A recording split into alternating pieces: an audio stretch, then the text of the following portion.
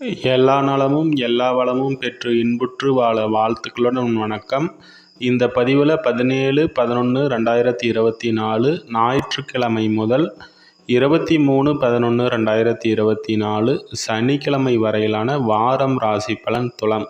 துலத்திற்கு அதிபதி 3ஆம் இடத்தில் அமர்ந்து இங்கே உங்களுடைய 8ஆம் இடத்துடன் பரிவர்த்தனை அமைப்பு பெறாரு.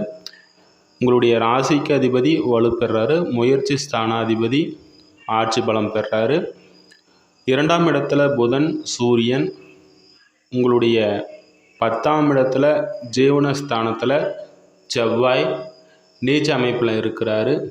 சந்திரன் இங்கே சந்திரன் தான் திருப்பு முனையாக உங்களுக்கு இந்த வாரம் இருக்க போகுது. இங்கே இந்த வாரத்தில் ஆரம்பத்தில் 17ஆம் தேதி உச்ச அமைப்பை பெறாரு. இந்த வாரத்தில் 20, 21 தேதிகளில் இங்கே ஆட்சி பலம் பெறாரு. அதனால் வருமானம் இல்லாத துலாம் ராசி நண்பர்களுக்கு வருமான உயர்வு ஏற்பட போகிறது. குடும்பத்தை விட்டு ஏதோ ஒரு மனக்கலக்கத்தினால குடும்பத்தை விட்டு சென்றவர்கள் இப்போது குடும்பத்துடன் இணைய போகிறாங்க. அதே போல் குடும்பத்தால் ஏற்பட்ட கஷ்டங்கள் விலக போகுது. இப்போ குடும்பஸ்தானத்துக்கு குரு பார்வையும் இருக்குது. அதே போல் பாக்கியாதிபதி 2ஆம் இடத்தில் அமர்ந்து குருவின் பார்வை படுறதுனால இப்போ தந்தை வழி மூலயமாக கூட சில நல்ல விஷயங்கள் இப்போ நடக்கும். தெய்வ அருள் உண்டாகக்கூடிய ஒரு அமைப்பு.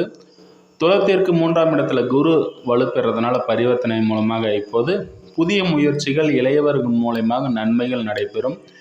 சனியும் வக்ர நிவர்த்தியை அடைஞ்சிருக்கிறாரு. அதனால் இந்த வாரம் படிக்கும் மாணவர்களுக்கு சிறப்பு. அதே போல் பூர்வீகம் சம்பந்தப்பட்ட விஷயங்களிலும் குழந்தைகள் மூலமாக நன்மைகள் ஏற்படக்கூடிய ஒரு அமைப்பெல்லாம் இப்போது உண்டாக போகிறது. வேலை அமைப்புகளும் வேலையில் துலாம் ராசி நண்பர்களுக்கு ஒரு சரியில்லாத ஒரு அமைப்பாகவே இருந்திருக்கும். இப்போ வேலையை பொறுத்த வரைக்கும் நல்ல ஒரு அமைப்பு பெறும். தொழில் அமைப்பும் இந்த சந்திரன் நல்ல ஜீவனாதிபதியான தொழில் ஸ்தானாதிபதி சந்திரன் இங்கே நல்ல அமைப்பில் தான் இருக்கிறாரு. அதனால் தொழில் அமைப்புகளாம் சிறப்பாக இருக்கும். தொழிலில் ஜீவன அமைப்பு இதெல்லாமே சிறப்பாக இருக்கக்கூடிய ஒரு அமைப்பு.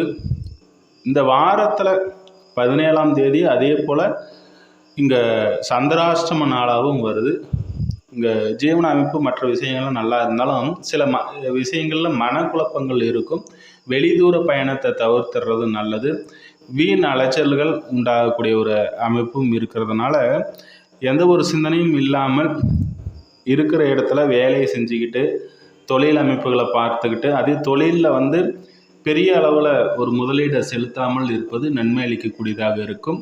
அடுத்ததாக விருச்சிகம் ராசிக்கு வாரம் ராசி பலனில் சந்திப்போம் நண்பர்கள். நன்றி, வாழ்த்துக்கள்.